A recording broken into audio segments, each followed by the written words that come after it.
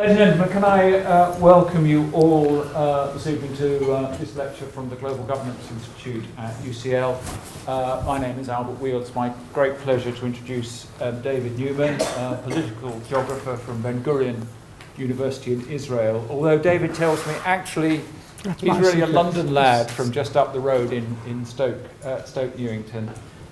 But he's worked on borders, both in Israel and more generally.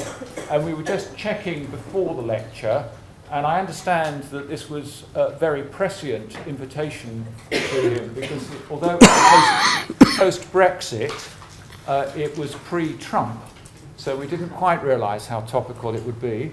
And also I can assure you that we did not arrange for the Israeli Knesset yesterday to pass a retroactive piece of legislation legalising 55 settlements in the West Bank. So I think that your topic tonight, David, could not be more topical and certainly not more important.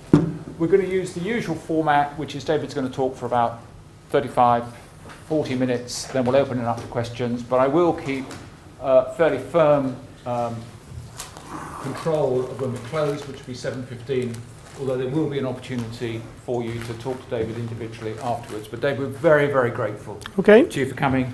I'll let you get your own slides up. Okay. Oh dear. I've spelt reconstructing wrong. I apologise for that. Okay, thanks very much, Albert. We're going to let this be in. I was going to sit on the table, but it doesn't seem very comfortable, so I'll stand here.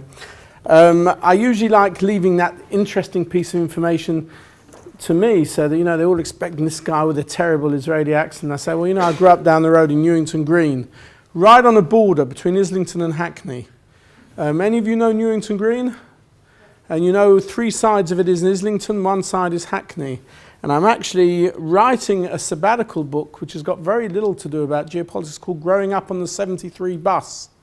And one of the chapters is about growing up on a border between Islington and Hackney. And if you know the history of the development of Newington Green, you'll know that it's very much about who owns or which borough council is responsible for which side of the green.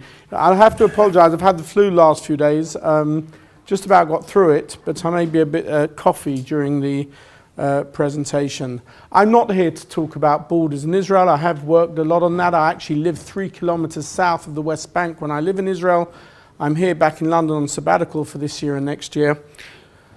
And I engage, negotiate, argue about, cross that particular border when I'm home, as I will be at the end of the week, 2-3 times a week, and I could spend a whole day just talking about that. It will come into part of the discussion, but that's not what I'm here to talk about. If any of you are interested in inviting me back just to talk about territorial politics of settlements and borders between Israel and Palestine, I'll be happy to do that on another occasion.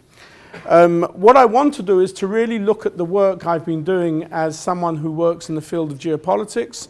For 15 years I was the editor of the International Journal of Geopolitics, and particularly within the field of border studies, which has been an extremely renascent discipline over the past 30 years. But to a certain extent, I think we may have got it a bit wrong. And we may have got it a bit wrong because even before President Trump as a candidate came along with his great suggestion that we're going to build a bloody big wall along the USA-Mexico border and we're going to make the Mexicans pay for it, there have been very clear indications that this great discourse of ours, particularly in the social sciences and the critical social sciences of the borderless worlds, which we've been talking about, discussing, promoting to a certain extent over the last 30 years, isn't quite all what it's made out to be. And a lot of the stuff I've been working with in the past few years has been sort of contextualizing the debate on borders, using my knowledge of Europe, of Israel-Palestine, of the USA, but really looking more at the theoretical constructs of how are we to understand the significance and functions of borders and boundaries in an era of globalization. Because on the one hand, borders did change as a result of globalization, but they didn't disappear. They didn't create a borderless world. And it's in that little niche that I want to talk about I understand that this is very much a cross-border audience. Like myself, I'm a geographer who then set up a political science department. And I'm a great believer, not just in the slogan side of it, but very much in crossing disciplinary borders and working at it from a number of different aspects. And I think what's one of the most interesting things about the renaissance of border studies over the past 30 years has been that it is a very cross-disciplinary audience. It's sociologists and political scientists and international relations and geographers, of course, who until recently believed that they had the monopoly on the concept of borders, particularly drawing them on maps, and international jurists and anthropologists, and even more recently, a lot of people in the humanities have come in to look at the way borders are represented in terms of film, art, literature, and it's a great little act we've got going, the Border Scholars. We get to interesting border locations. We always undertake the border ritual of crossing the border because our border conferences have to be somewhere near a border and often take part on both sides of the border. So we undergo that ritual of crossing mostly open borders and taking all those great, academic pictures and so on. But clearly there is a dynamic going on there, and it's a dynamic we have to understand a great deal more. And in a sense it allows me over half an hour, which is not really anywhere near enough time, but that's what I'll stick to try and contextualize the debate about borders, which has now become even more renaissance because of Brexit in Europe and because of Trump in America. Because both of those debates are about, not exclusively so, but they're also about borders. Now, one of the ways I try and understand borders is I collect border caricatures. And I have a PowerPoint here with about 30 of them. On my disk at home, I have about 150 of them. Short promo, anyone who has a really great border caricature, please get onto my email and send it to me, because I'm really interested in them.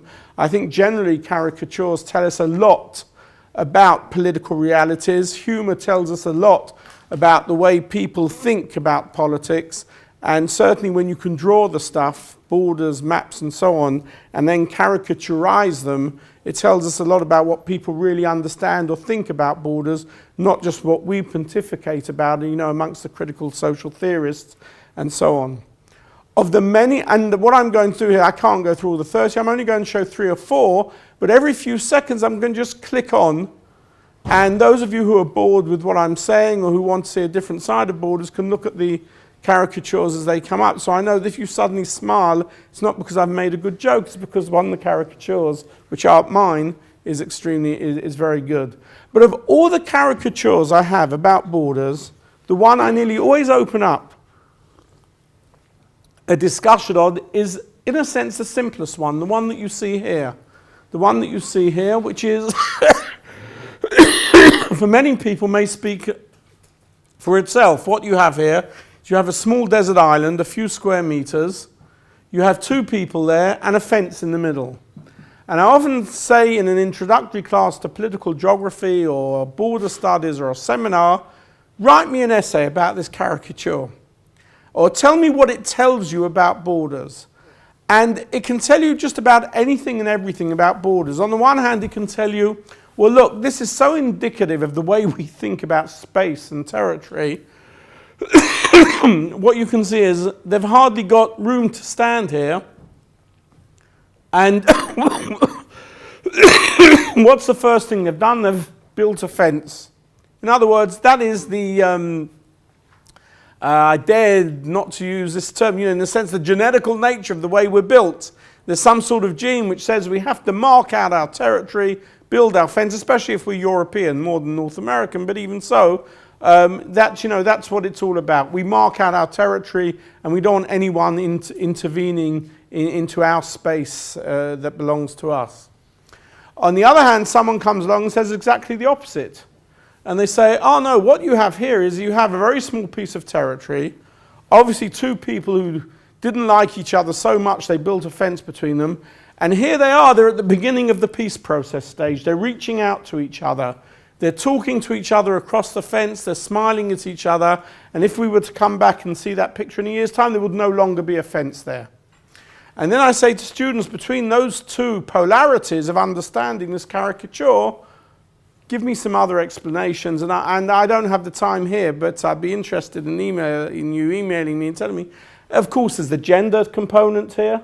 There's the component that you don't actually see what's on the other side of the border. All sorts of things you can raise here.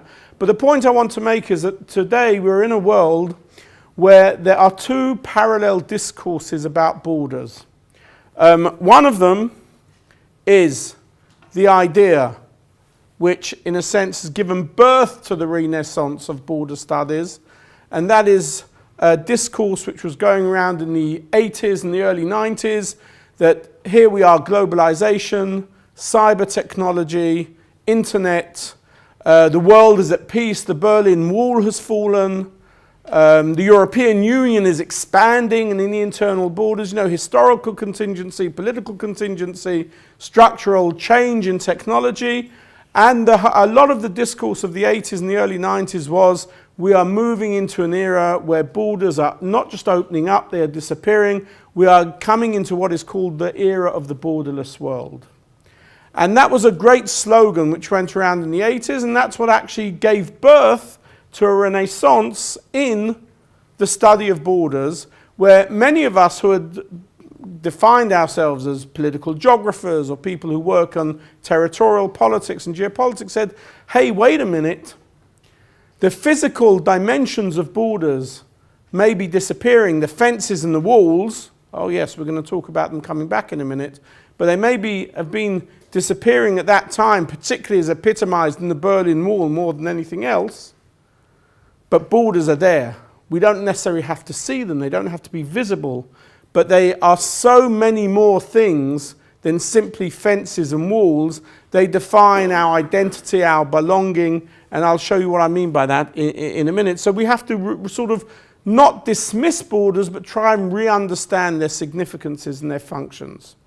But nevertheless, there was this debate which has been going on for the last 25, 30 years, which sort of insinuated to a certain extent that a good world is a world without borders. There was something, we didn't quite say it like that, but it was a value-loaded concept which said, if borders are disappearing, that must be good. Therefore, we need to promote the idea and sort of understand the dimensions, understand the dynamics through which borders are erased, they disappear, they open, and we get into a borderless world. Because this can only be good. It means that we don't have barriers, that we meet each other, we discourse with each other, and there was even this notion, which I'll come back to later, that somehow difference is overcome.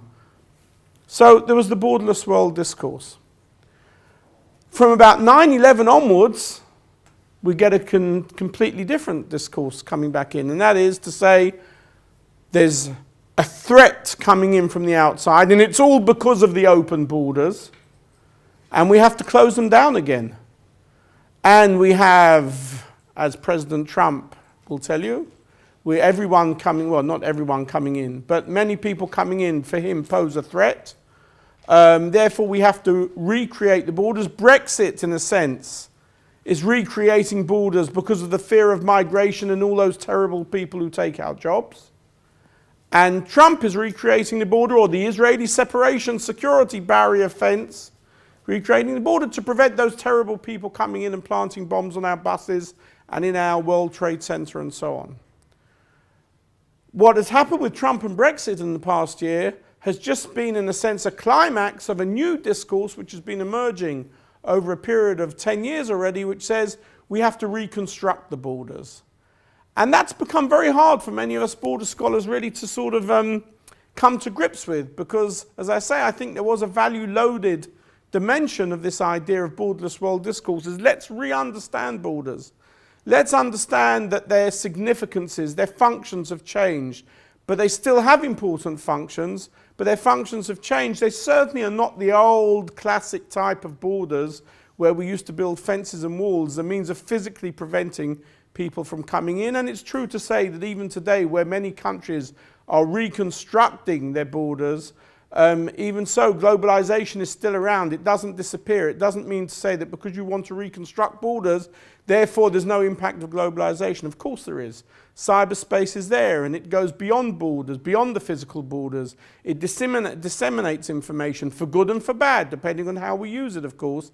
And therefore, it's not just a question of saying it's or the borderless world discourse, or it's the reconstruction of the physical borders. It's the reconstruction of borders, but within the context of globalization technology. And how do worlds and countries and societies deal with that? And the point that I was going to make even before Trump came up with his great ideas, and that I've been making in lectures over the past year, is how do societies such as North America and Western Europe, how do they negotiate these two parallel discourses at one and the same time? Because for trade and for the flow of capital, and to a certain extent the flow of labour, despite the changes that are taking place, particularly in Western Europe, it is very important. The economy today is a global economy. You don't return to an isolationist economy. I mean, even Britain is saying, well, it's not as though we return to an isolationist economy by leaving the EU, but we need to have new trading partners to be part of this global economy. So let's go search elsewhere, be it Australia, be it the United States, or be it China and India and where else.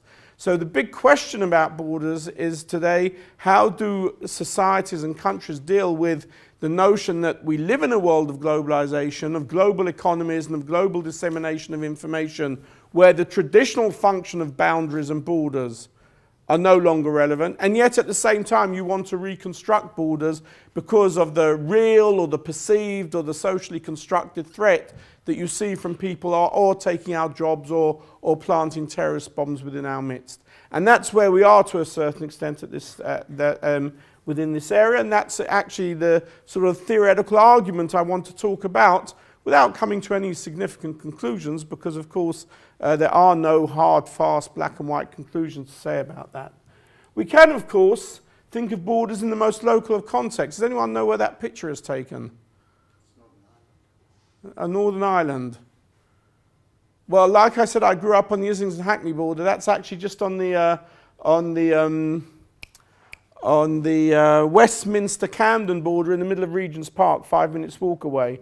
You walk through Regent's Park, and as you come out of that beautiful Georgian terrace, you have the beautiful Georgian flats on one side, the council housing of Camden on the other side, and someone about 10 years ago built that bloody big wall down the middle in order to prevent one side seeing the other side. So we don't need to go a long way to the USA border to see the notion. I mean, the basic notion here is the same.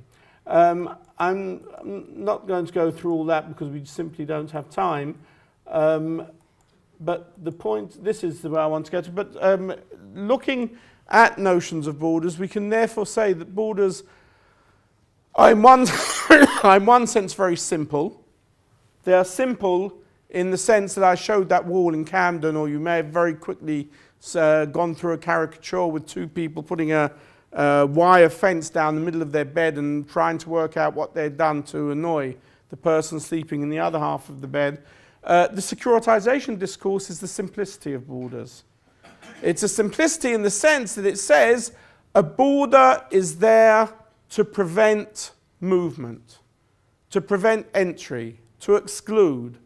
Even though we know today, again, as I said, globalization allows the threat of instability and terrorism to cross borders without the fences. What was the great discovery that they made after 7/7 here in London when they were trying to work out how had terrorists got into Britain from outside in order to plant bombs? Then they found out that these were people who were born and grew up here and had received most of the technology through the dissemination of information, and it made absolutely no difference whether the border was a big wall along the English Channel or along the West Bank Israel separation fence or not, because that's the way you cross the border and that's the way you disseminate information. But there is the very simplistic notion that borders, you simply take a map and you draw them. And once you've drawn it, that's all there is to do with it. You've delineated, you've demarcated, you've imposed upon the landscape, You know which is my territory and which is your territory, and that's where it all starts and that's where it all stops. The basic notion of the Westphalian state, where sovereignty was still seen as being something 100% until the line of the border, and once you take one step over the border, you go from 100% to no percent, you know, a sharp gradient rather than something gradual. But of course, borders aren't simple. Borders are very complex things, and this is looking at the same border 25 years ago. Both those gentlemen have long since departed this world, Rabin and Arafat, and then they were trying to draw a border when there was even, so we believed, maybe naively so, but we believed at the time of the Oslo Accords it was possible to draw a border for a two-state solution, and here was Arafat and Rabin who had made that major breakthrough, and you saw the type of problems they encountered in drawing line, because the line wasn't just about how each side defined its security, it was how each side defined its historical rights and its religious rights and its identity and its resources and its water and its transportation and its settlements and a host of additional features. And if it was that complex 25 years ago, think how much more complex it is today, particularly as Albert said at the beginning, you know, when we think of, you know, this law that was passed.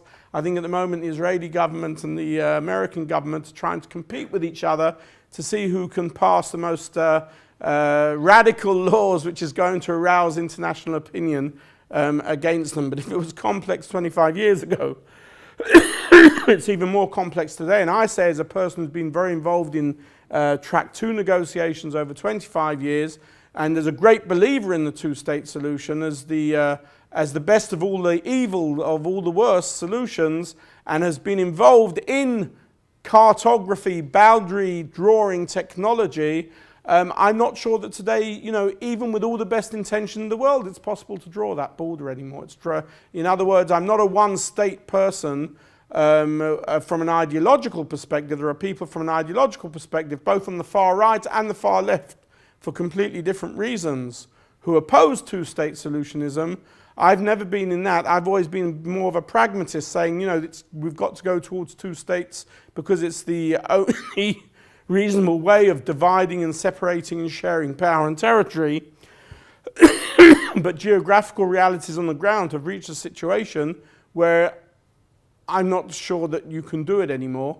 And I think a lot of people are going in that direction. And although, as I say, I'm not going to give a lecture here about Israel, there is an interesting debate going on today, an interesting new sort of form of debate among some people saying, can you talk about power sharing without territorial partition? How do you share territory in such a situation? It sounds a bit fictional at the moment, but then a lot of the past ideas have sounded fictional until they've become familiar.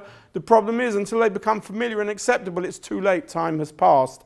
And that's basically what's happened with the notion of drawing two boundaries, but a single boundary. But the point I want to make from these two caricatures is the point to say the borders are not simple constructs. I know that when we look at maps, they often appear to us to be very simple, but actually they're very complex constructs because they involve so many different dimensions and so many different things that we have to take into account. And then we jump a step beyond and we think, hey, Trump has come up with the idea of building a border, but then look at this, September 2016. Now Mexico wants to build a border wall with Central America to keep out the illegal immigrants from El Salvador, Honduras, and Guatemala. And so, of course, there is what we call this sort of domino effect, that if already borders are back in vogue, then what's good for them is good for us as well. If they want to keep us out, we need to keep the others out, and we can see that sort of dimension repeating itself in the whole discussion about Brexit. Who does come beyond the Schengen borders and who doesn't come beyond? At first, the debate was only about people from within the EU, but then they come from the poorer side of the EU into the wealthier side of the EU. But then what happens with migrants who come into the EU from places completely beyond the EU, Syrian refugees from Africa, and where do they take up residence? That has always been a very important dimension. I don't know to what extent you're aware that the actual Schengen dictates is that until people are accepted as refugees within the EU, they have to actually stay or be returned to their first point of entry into the EU territory. What is always the first point of entry into the EU territory? It could be Bulgaria, Poland, in other words, the poorer places from where the local populations have moved into other places such as the UK or Germany, and therefore this whole dimension of where the borders are and who they keep out and who they include and who they exclude becomes part of a much greater domino effect. I just loved that one and I had to stick it in. That was before the election, by the way. But that's, by the way, that's how you build walls with blocks like that in Israel. I don't think that's how you build it here. But just practicing, well, he's putting practice into reality. I've got a whole list here, and I'm going to go through them as I continue talking, of sort of security-orientated borders and so on, without referring to any particular one. There are a number of dimensions. As I said, the Renaissance border discourse took on this sort of value-loaded idea that it's good, and therefore we started trying to sort of analyze not so much what are the political processes which bring about the destruction of borders, but what are the dynamics, what are the political dynamics, the social dynamics, the regional dynamics, which make that process an easier process. One of the great things that the EU did over the past 30 years was that each time it went towards a new period of expansion, when it knew 3 or 4 years in advance that another 3 countries or another 6 countries were going to join the EU, they then went to work very hard on their border regions. They created all sorts of, they created the ABEX, which is a European border sort of NGO, and they created Frontex, which sort of poured in a lot of regional resources to the areas where the borders would eventually open up. So it wouldn't come sort of, as a sharp contrast on one day. Yesterday we were closed off from the other side, and today we're suddenly open. And border regions were created, trans-boundary regions were created, and this whole security dimension, which the slides are showing at the moment, was simply not prevalent anymore. There are, of course, 2 very different dimensions to this border discourse. Securitization, as I said before, that's one dimension, but securitization is all about fear. It's fear of the migrant, fear of losing your job, it's fear of the terrorist, which of course a lot of what the Brexit discourse was about. It was about the idea of the fear of coming from the outside and taking what is mine or threatening what is mine. Those of you who are part of the Brexit discourse, who voted or who were here, if you're international students, are very well aware that, that it's much easier to sell a securitization discourse for closing down borders than it is to sell the globalization discourse of opening up borders. When I often talk about Israeli elections, I always say that basically both sides say the same thing. They say peace and security, but one says peace first, security second. The other side says security first, peace second. And the side which can take in the recently retired army generals who can talk in the name of security, but of course today Mr. Netanyahu sees himself as Mr. Security. He therefore always relates the notion that I am doing what is best for the security of the people. If you can sell that image, and it's often a socially constructed image, but it's nevertheless a very powerful image in a country which is faced with some very real security threats, that's how you win the middle of the road. And that's what's happened certainly in the last 10 years in Israel, particularly after the evacuation of Gaza, with everything that went on there afterwards. It's much easier to sell a securitization discourse on the concept that, if we don't build the wall tomorrow, if we don't have the fence, then don't blame me if next week one person gets through and plants a bomb on the bus or in the shopping mall. Because had we built the wall, it wouldn't have happened. Of course, it still happens even after you've built the wall. Empirically, it happens a lot less. But nevertheless, it still happens. And of course, that's not the reason why it does or it doesn't happen in terms of the root of the conflict at the end of the day. So the securitization discourse is one which is much easier to sell. And therefore, it's not hard to understand why 15 years ago, Israelis, even of the left, were in favor of building a security wall. Why so many Americans, even through silence, are in favor of building the wall. About 10 years ago, I was present at one of our border meetings in Las Cruces, which is in New Mexico, along the USA-Mexico border. And it was a meeting of border scholars and border practitioners together. And it was after 9/11, but it was still a good 10 years ago. And along came someone from Homeland Security in Washington, and he listened to us discoursing and with some self-criticism, I would say, pontificating about the glorious world of open borders and borderless worlds and how we need to open up the border even more between the USA and Mexico and encourage freer and easier movement from one side to the other. And he said, then it came his turn to speak, and virtually quoting him, virtually verbatim, he more or less said, look, you guys, you don't know what you're talking about. He says, as far as we see it, and again, I repeat, 10 years ago, not now, before we'd even heard of Trump being a candidate for president of the United States, before even Obama became president of the United States. And he said, look, we in Homeland Security, ever since 9/11, the way that we see the USA-Mexico border is that every one of 1 million Mexicans crossing that border on a weekly basis is for us a potential terrorist until proven otherwise. The fact that no Mexican has ever been arrested or suspected of any form of terrorist incident is something beyond the matter, but that was what guided the policy then, and which to a certain extent guides the policy which is behind Trump's ideas Trump's ideas even today. I suppose one of the important indications of the way that this discourse has changed was about 2 years ago. I was at, again, another of these nice meetings which took place in the south of France. And it was called the Conference on the Anti-Map. Another area which of course interests me personally as a political geographer and which interests a lot of people doing borders is what is the role and the impact of maps in depicting borders, in presenting borders, and how are maps used and manipulated. I'm very interested in political cartography.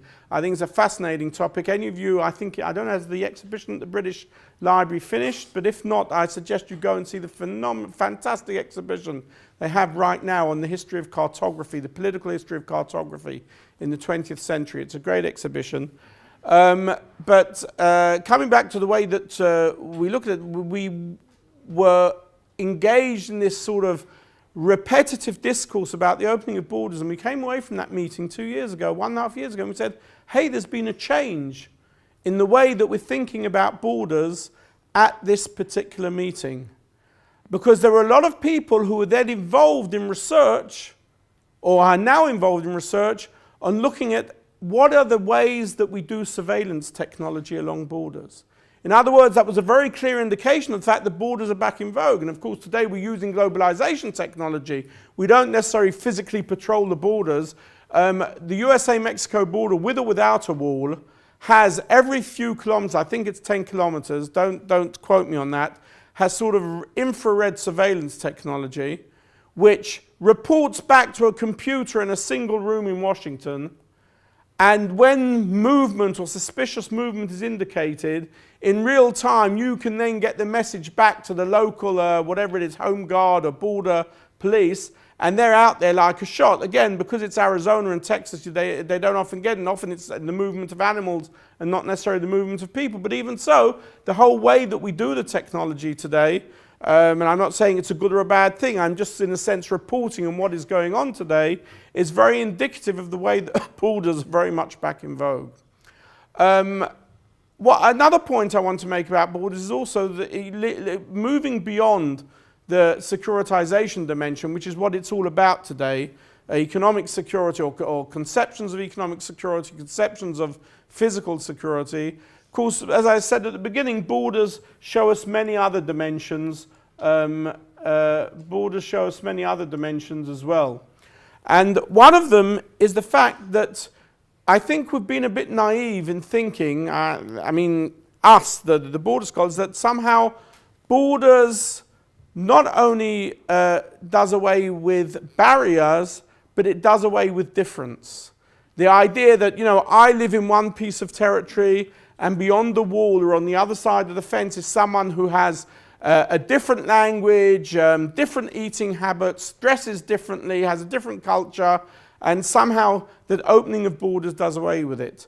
And one of the things we've learnt, to our great amusement as well, in many border sessions at conferences, is to listen to the anecdotes of what happens to people when, after having lived in a country for 15, 20, 30 years, with a fairly closed border, the border is opened for the first time, and they cross and they meet the difference on the other side. There was a great New York Times article, this is going back 10 or even 15 years, when for one of the first times the border in Nicosia was opened between South and North Cyprus. And there was someone who had been born post-74, post the invasion, post the separation, had lived all his life in a street in the south of Nicosia where there was a wall at the end of the street. And he said, I can't wait for next week. They're going to open up the border for the first time, and I can cross and see what's on the other side of the street. These terrible monsters and people who live on the other side of the street who threaten my safety and security. They came back and interviewed him a week later, and he says, in a sense, I was happy but very disappointed at what I encountered. I got over to the other side, found the extension of my street, and found that the people looked the same, ate the same food, the same mothers, the same fathers, the same children, who thought that I was the monster, not that they were the monster for me. And one of the unfortunate things I have to report is that in a part of a project that I just recently completed as part of an EU Euro borders project in which my university was one of a consortium of 21, each of us had to do a short video on what do borders mean for younger generations today. And there's a link on this slide, which if any of you are interested, or you can even look it up on YouTube, it's called Peeking Over the Border, Peeking Over the Wall, sorry. And it interviews young Israeli and Palestinian kids between the ages of 9 to 12 living in the heart of the West Bank. At what has the separation wall done for them in the last 10 years? And that's all they've ever known, because they're only between the ages of 9 to 12. There are a whole load of ethical issues involved before we could even interview them and so on. And the bad news to tell you about that is that younger generations today living on both sides of that separation wall have totally mirror images of what the other side is. They were both two very well-educated groups of kids, both into the internet, spoke nicely, weren't over-chaperoned when we came into the room to ask the questions, although they also weren't left alone. And they both had these totally mirror images of the terrible monster that lived on the other side, one going around with, bombs in his back pocket, the other going around with tanks and occupying land. And these were the total mirror images they had, which even the parents' generation, the settler founders, didn't have such tremendously polarized negative images of the other side. So in a sense, even within a world of globalization technology, where, as I said, the messages that you disseminate can be both positive or negative, they don't go just in one direction. And even in a world where we think we've moved beyond the concept of walls, and that walls don't really do anything, they certainly don't do the things that they could do 30 and 40 years ago, even at that point we find they have a tremendous impact. And as we all know, that the most important periods of socialization of young adults, of students, are when they begin to understand, when they begin to read, when they are around the ages of 8, 9, 10, 11, 12, and they go around and they see what's happening outside. And that would indicate to us that if that's happening there, it could well happen in many other parts of the world where we're reconstructing the borders.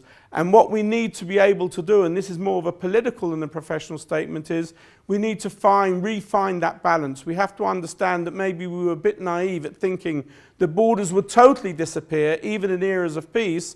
But we also have to know that there are tremendous dangers inherent in the idea that you recreate borders, because borders don't give you security. What they do is they create a lack of knowledge and invisibility of the other side, and invisibility creates fear and threat of what the other side holds out for you, and it is just as dangerous as in the old era. And we have to get beyond, hopefully, this period of radical rhetoric of both Brexit and Trump, and find a new balance in the way we understand borders in an era which is an era of globalization.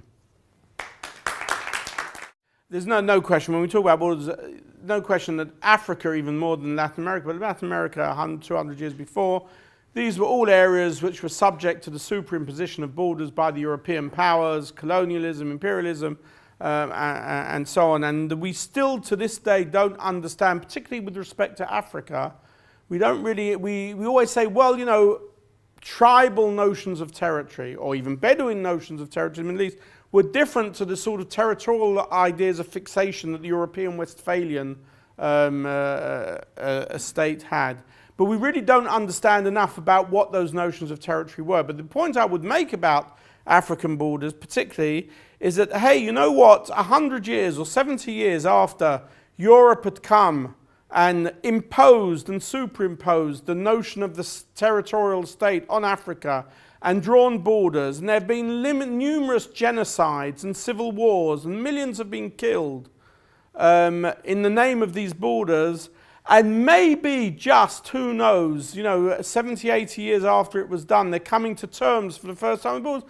Along comes Europe and says, hey, you know what, we're in a borderless world now, forget about it. That leads on to the second question, which says that one of the things I do remember from being a geographer is that the thing you learn in first year geography is that geography is about why do things happen in one place and not another place. If the world was a uniform space and everything could happen at the same time in the same place, there wouldn't be any real reason to study geography, at least not human geography.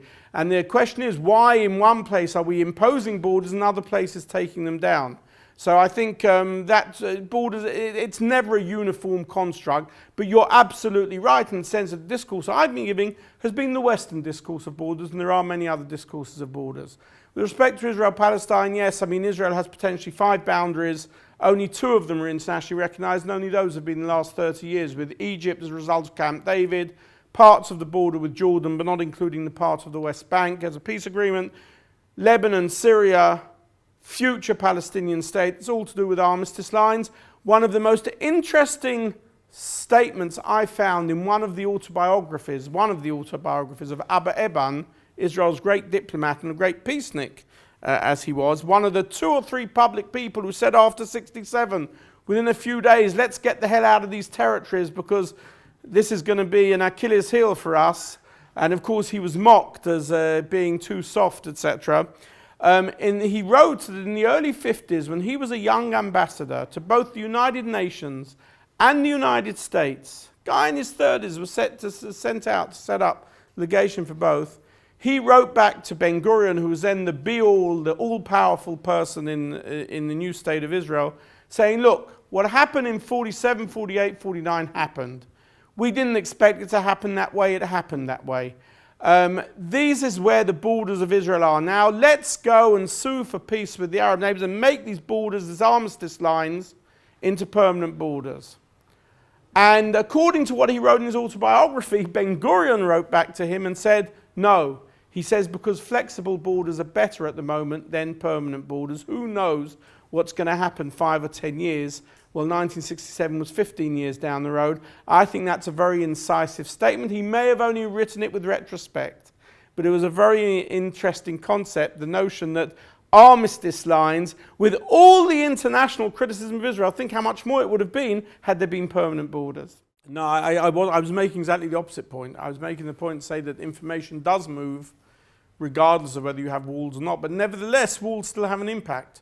As it has, if you look at that video, you'll see what an impact it has on the kids. Okay, so they receive mostly the negative images on the globalization. They don't meet the kids on the other side of the wall.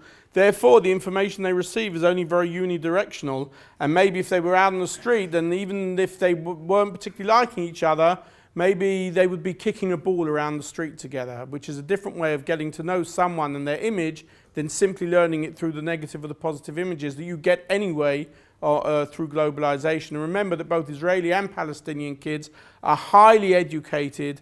They're all very into, cyber technology. They're all very into computerization. They're all on the internet the whole time. And that's where they're getting their only images from.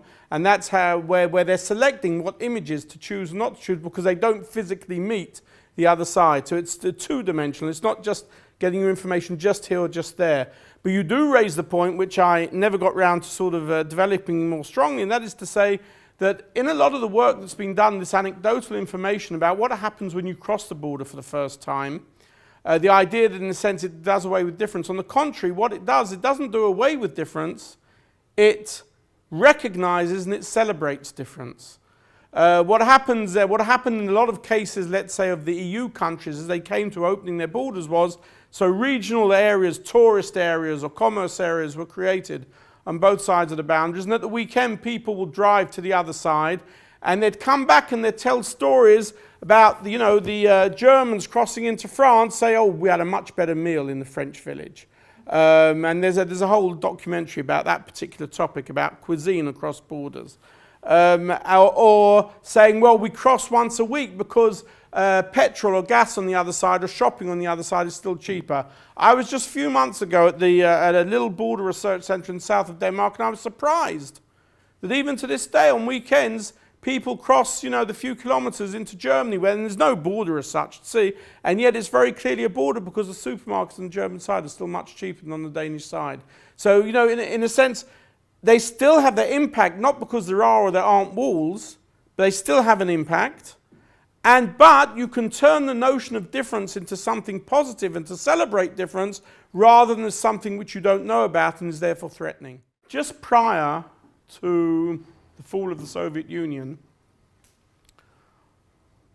the Voice of America entered into an agreement, or wanted to enter into an agreement with the Israeli government about putting a transmission station in the Jordan Arava Valley and transmitting through the back door of the Soviet Union into the Kazakhstan, that sort of area and so on. As it was at that time, a very fledgling green lobby started to get its act together in Israel. It was the first time ever. And although in the end they were unsuccessful, they managed to put a halt on ecological and environmental grounds to, putting this thing along the Arava Valley near the north of the Dead Sea. They took it to court and they appealed. Eventually they lost the appeal because it was a political decision. But that 6 months was long enough for the iron because no one knew it was going to fall. And then along came the Americans and said, hey, we don't need it anymore. It's not relevant.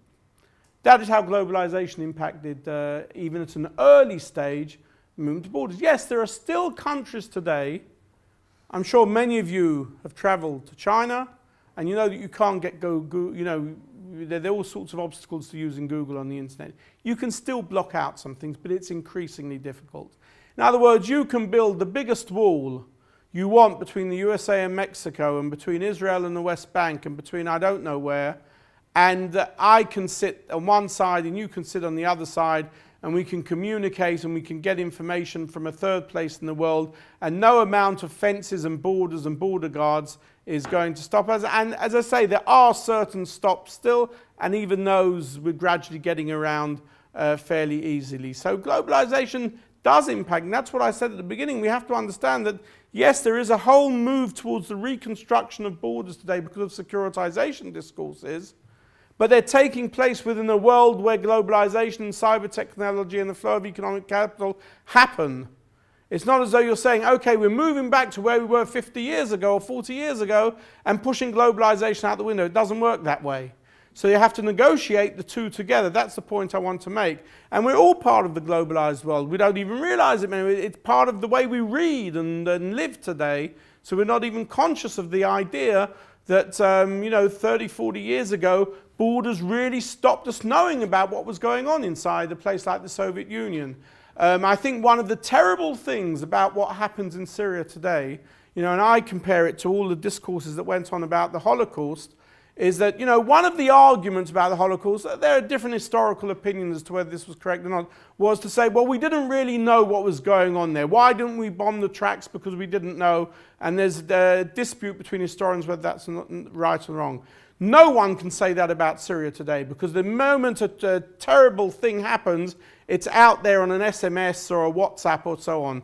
And so I think that raises a very important question to the extent to whether preventing information from being disseminated or allowing it to go through freely, whether that really changes the way that governments do politics and do geopolitics.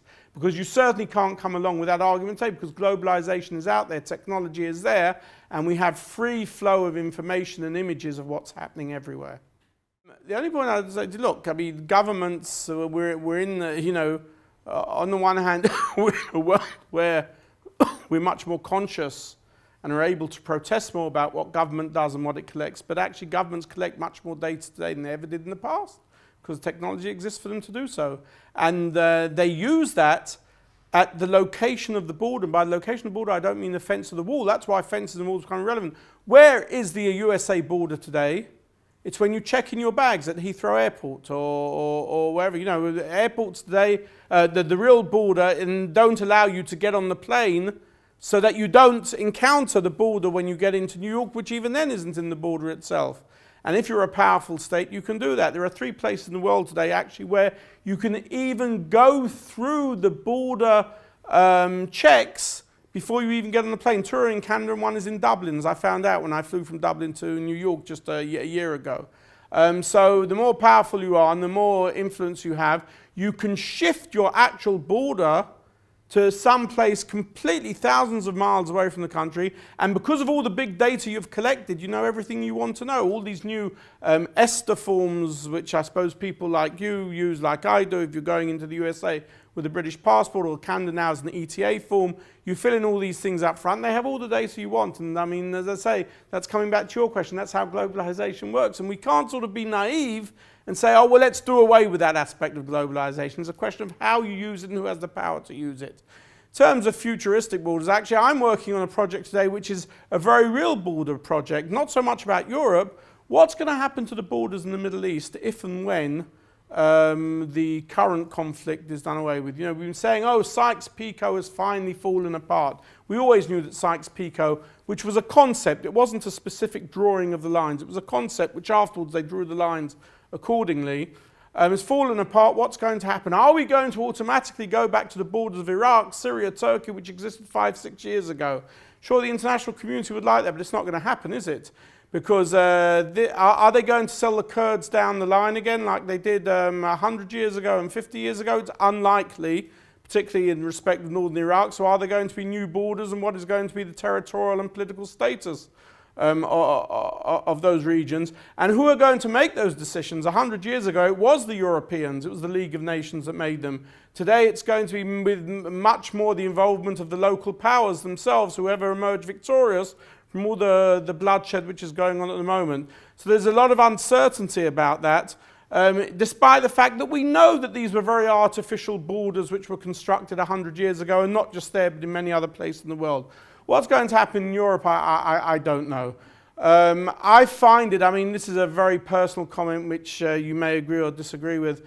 I find it hard to believe that, with the exception of Britain, which anyway has never been part of the Schengen Agreement and has always had its own border restrictions beyond the Schengen Agreement, I find it hard to believe that internally borders are going to replay a major role. But who knows? If France goes to the right and then another country goes down that path, you don't know. I mean, and for me, it was so unexpected that Europe should go down, this path. Even more unexpected, actually, than Trump winning the election, which was unexpected enough. They say that if a year ago someone had the foresight to go into Ladbrokes and put a bet on 3 things happening in the year: 1, Brexit; 2, Trump; and 3, Leicester winning the Premier League. And they say, you could have retired very happily today. That's why they say, don't put money, whatever your political views are, don't put money on Corbyn not becoming the next Prime Minister. I think on that thought, we have to end.